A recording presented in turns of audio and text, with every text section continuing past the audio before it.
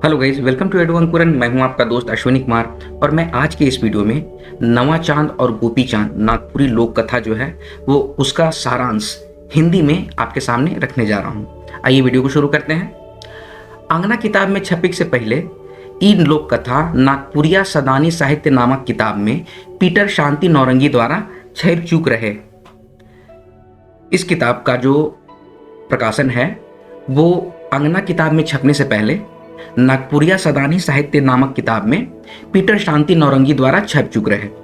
मतलब इनके लेखक जो हैं वो पीटर शांति नौरंगी हैं। पीटर शांति नौरंगी हिंदी और नागपुरी साहित्य के जाने माने लेखक हैं। नागपुरी साहित्य का प्रकाशन 1958 में इनके द्वारा किया गया था। आगे बढ़ते हैं। ई गोटेक सामाजिक कथा है के जेकर में दो भाई नवा चांद और गोपी चांद कर वर्णन करल जाए है। गोटेक गोटेक का मतलब होता है पूरा का पूरा, सामाजिक कथा है हके। ये जो लोक कथा है ये एक सामाजिक कथा है। प्रश्न आपसे पूछा जा सकता है कि नवा चांद और गोपी चांद किस तरह का कथा है, तो इसका आंसर हो जाएगा सामाजिक कथा है, जिसमें कि दो भाई नवा चांद और गोपी चांद, बड़े भाई का नाम है नवा चांद और छोटे भाई का नाम है गोपी चांद कर वर्णन करल जाए है का वर्णन किया गया है। लखपति राजा गरीब होके मर जाएला तो ओकर रानी ओकरे चिता में सती हो जाएला। इसका मतलब होता है कि लखपति राजा जो होता है वो गरीब होए के मतलब होकर मर जाएला। देखिए नागपुरी में ज्यादातर आपको हर्षो ई वर्ण का ज्यादा प्रयोग मिलेगा, उ वर्ण का प्रयोग मिलेगा और तलव्य और संयुक्ताक्षर का प्रयोग नहीं के बराबर मिलता है। ठीक है, तो ये होता है हो के मर जाते हैं, तो मर को कैसे लिखा गया है, मर जाइला। मईर इसको नहीं पढ़ेंगे, मर जाइला पढ़ेंगे। ठीक है, और ओकर रानी ओकरे चिता में सती हो जाएला। तो लखपति राजा होते हैं, उनकी मृत्यु होती है और उनकी रानी सती हो जाती है। नवा चांद और गोपी चांद टूअर होल बाद अपन राई छोड़ के कमाए खाए खातिर चलते चलते 3 महीना में दोसर राज पहुंचे ना, जहां राकस कर मुरुक आतंक आहे। इस लाइन में क्या है कि नवा चांद और गोपी चांद टूअर होल बाद मतलब कि टूअर होने के बाद, टूअर का मतलब होता है बेसहारा होना। ठीक है, टूअर होल बाद अपन राइज छोड़ के कमाए खाए खातिर चलते चलते 3 महीना में दूसर राइज पहुंचे ना, राज्य को राइज लिखा जाता है। ठीक है, जहां राकस कर मुरुक आतंक रहे, मुरुक का मतलब होता है बहुत ज्यादा, आतंक आहे। तो ये लोग क्या करते हैं, नवा चांद और गोपी चांद अपने राज्य को छोड़ के 3 महीने तक इधर उधर भटकते हैं। भटकते भटकते एक नए राज्य में पहुंचते हैं। उस राज्य में राक्षस का बहुत ज्यादा आतंक था। हुआ कर राजा ये ऐलान कर रहे, हुआ का मतलब होता है वहां, तो वहां कर राजा ये ऐलान कैर, देखिए कर को कैसे लिखा गया, कैर। ठीक है, कैर चूक रहे कि जे ई राक्षस के मारी ओकर से अपन राजकुमारी कर ब्याह करी। तो जो इस वहां का राजा जो थे वो ऐलान किए थे कि जो ई राक्षस के मारी, जो इस राक्षस को मारेगा ओकर संग मतलब कि उसके साथ अपन राजकुमारी कर ब्याह करी, अपनी राजकुमारी का ब्याह रचाएंगे। राक्षस ई राज्य में कोहराम मचाए दे रहे, राक्षस जो था इस राज्य में बहुत ज्यादा कोहराम मचाए हुए था। सांझ होते उ निकलतलक और जे मनवा के पातक ओके अपन आहार बनातक। सांझ मतलब शाम के समय, उ मतलब वो राक्षस जो है वो निकलता था और को लिखा गया है और जे मनवा मतलब कि जो मानव, जो आदमी को वो पाता था उसको अपना आहार बना लेता था। उ राइज कर आदमी मन सांझ होते घरक दूरा बंद कर देत रहे। उ राइज मतलब उस राज्य कर का आदमी मन मतलब होता है आदमी लोग, एक से अधिक आदमी में मन जोड़ा जाता है। ठीक है, आदमी मन मतलब आदमी लोग शाम होते सांझ होते घरक दूरा, नागपुरी में घर के दरवाजा को दूरा कहल जाता है, तो घरक दूरा बंद कर देत रहे। जब दुयो भाई उ राज्य पहुंच के रात बिताए ले डेरा खोजे लागल तो केव उ मन के डेरा देख नी खोजल। देखिए जब दोनों भाई उस राज्य में पहुंचते हैं तो राज्य में रात बिताने के लिए एक डेरा खोजते हैं, मतलब रहने का कोई जगह खोजते हैं, कोई घर खोजते हैं, घर डेरा कहते हैं।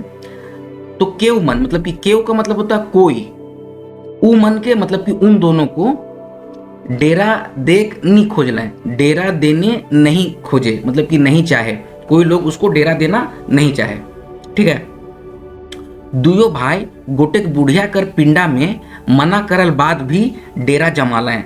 दोनों भाई क्या होता है ना, गोटेक बुढ़िया मतलब एक बुढ़िया कर पिंडा में, पिंडा होता है, आप ज़्यादातर देखिएगा जितना भी आप पुराने घर देखिएगा तो पुराने घर के बाहर बैठने के लिए एक पिंडा बना दिया जाता था।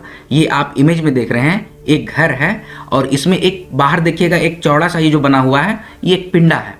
ठीक है। तो पिंडा में मना करल बाद भी डेरा जमा लें, तो पिंडा में ही, बुढ़िया घर के बाहर पिंडा में ही इन लोग रह गए।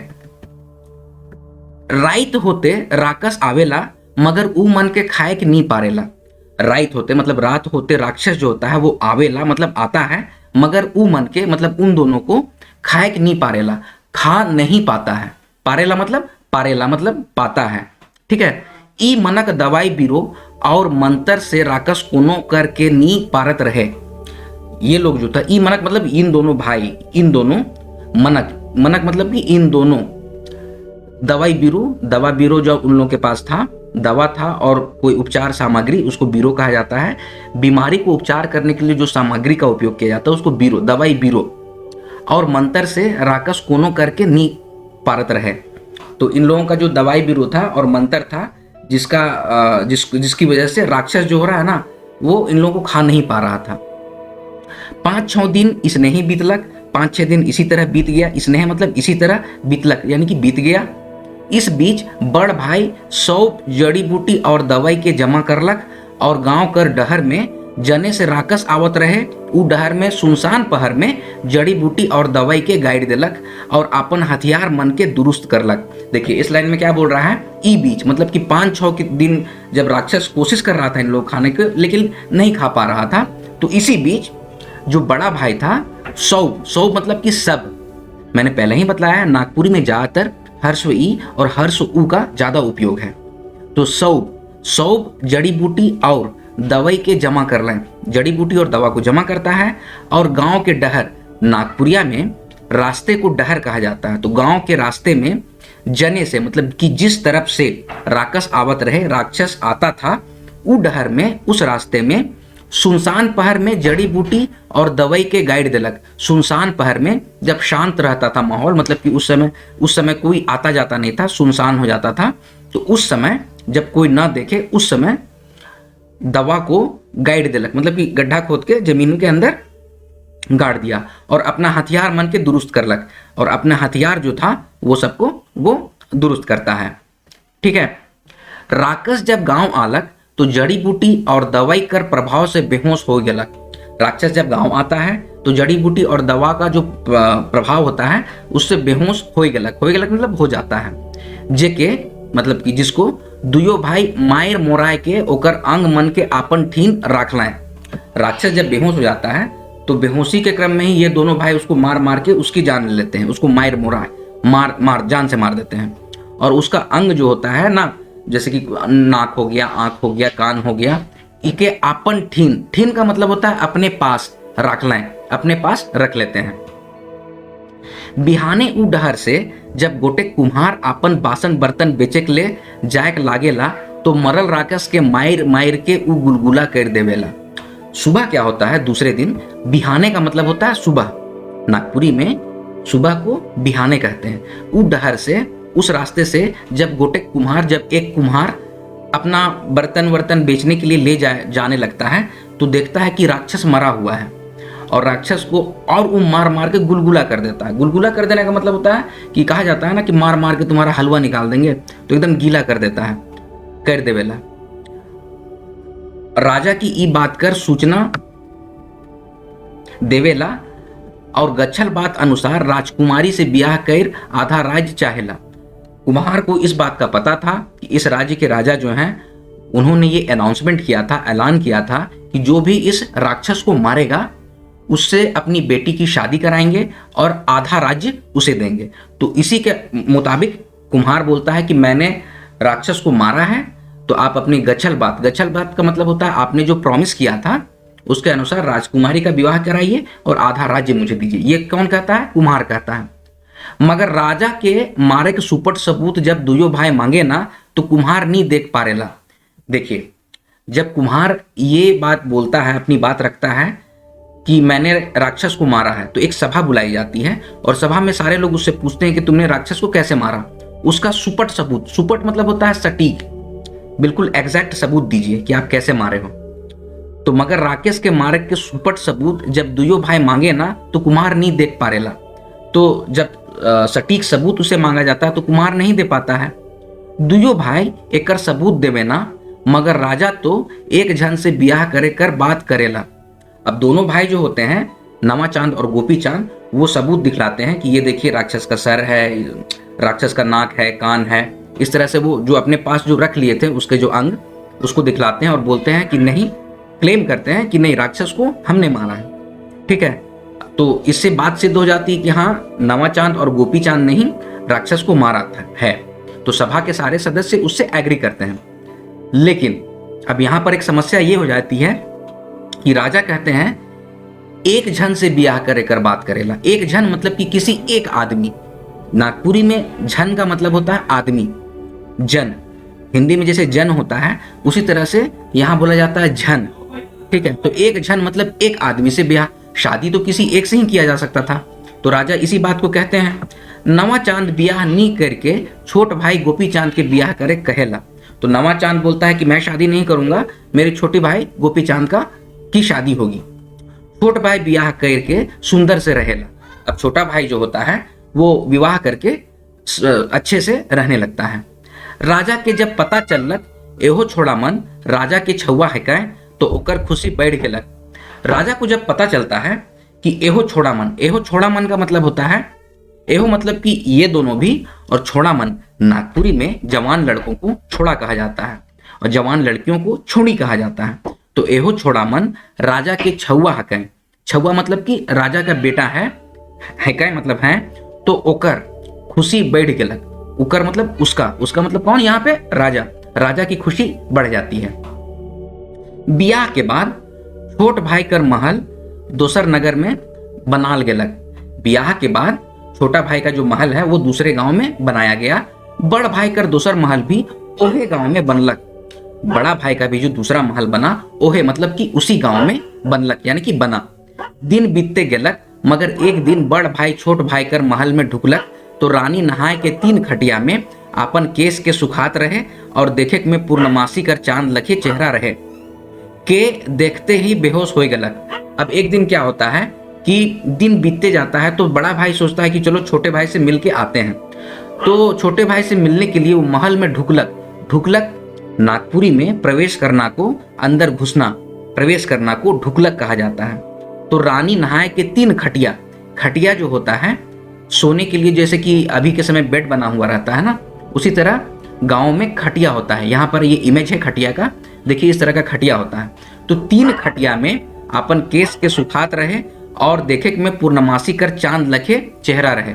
देखिए मैंने पहले ही बतलाया कि नागपुरी में संयुक्ताक्षर नहीं होते हैं।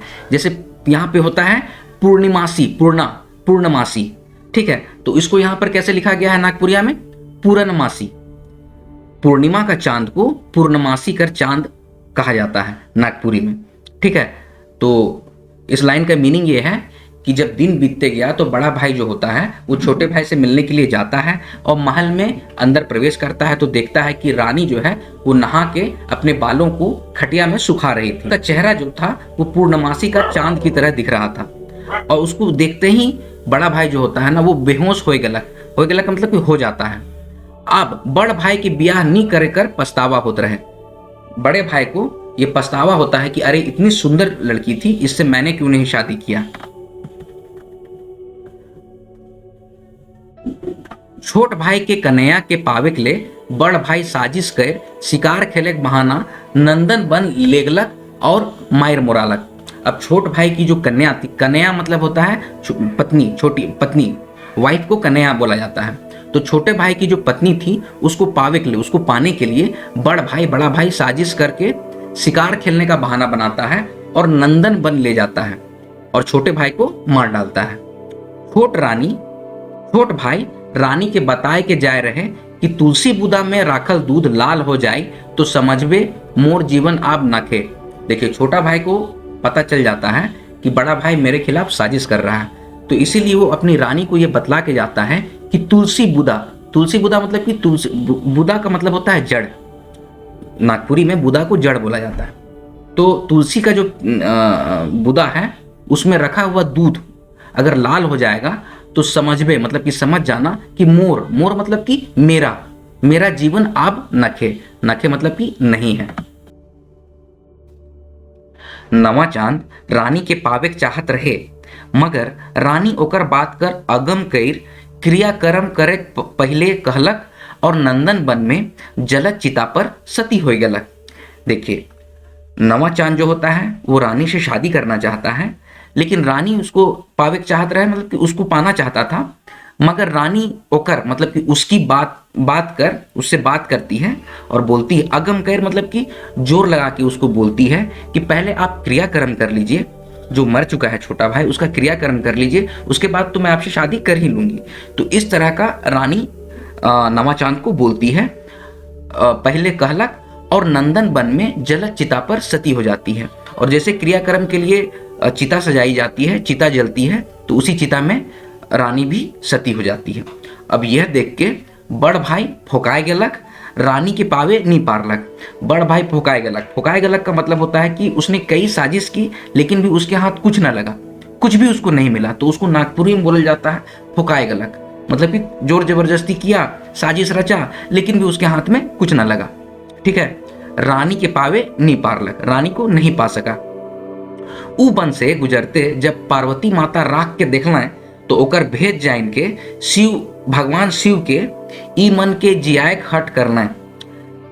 पार्वती माता उस वन से गुजर रही थी, तो उस समय वो राख देखती, वो सोचती कि इतना घनघोर वन में ये चिता का राख कहाँ से आया, तो इसका भेद जानती है शिव भगवान से। भगवान शिव सारी बात बतलाते हैं।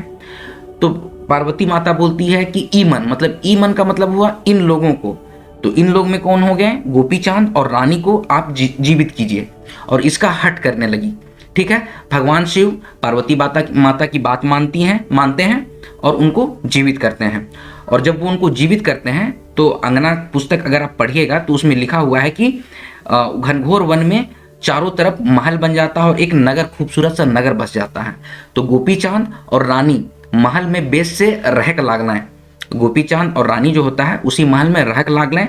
और जो पगलाल नवा चांद जो होता है, जब वो फुकाया गया उसको कुछ भी नहीं मिला साजिश करने के बाद, तो वो पागल सा हो जाता है। तो इसमें लिखा हुआ है, देखिए, और पगलायल नवा चांद के साथ राख के सहारा दे लें। गोपी चांद और रानी महल में बहुत अच्छे तरीके से रहने लगे और उसका जो बड़ा भाई था नवा चांद, उसको भी अपने साथ रख के उसको भी सहारा दिए। तो ये था कहानी का सारांश। वीडियो पसंद आया तो वीडियो को लाइक कीजिए, शेयर कीजिए, कमेंट कीजिए। मिलते हैं अगले वीडियो में। जय हिंद।